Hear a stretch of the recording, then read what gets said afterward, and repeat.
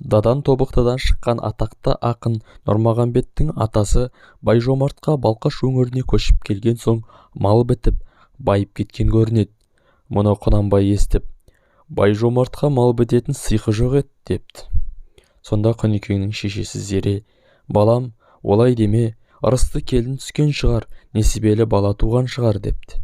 Бұдан соң Құнекең, айттым да қайттым, тәубе Құдай, деген екен.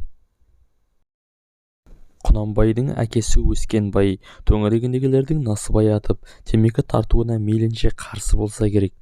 Тіптен бірде ауылындағы біреудің өзгеге көз қылып, насыбай иіскеген қоймағаны үшін танауын бәкімен шертіп жіберсе керек.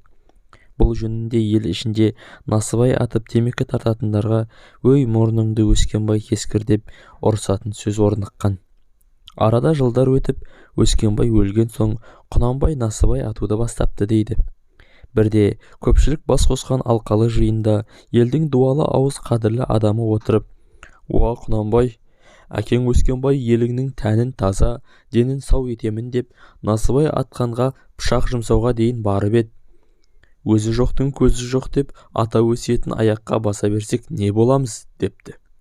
Сонан Құнанбай тұт ағашының безінен ойылып, күміспен күптелген шынжырлы шақшасын бешпентінің қалтасынан алып, қимағандай бір ауық сипап отырып, бір ауыз орынды сөздің садағасы тастадым насыбайды, деген екен.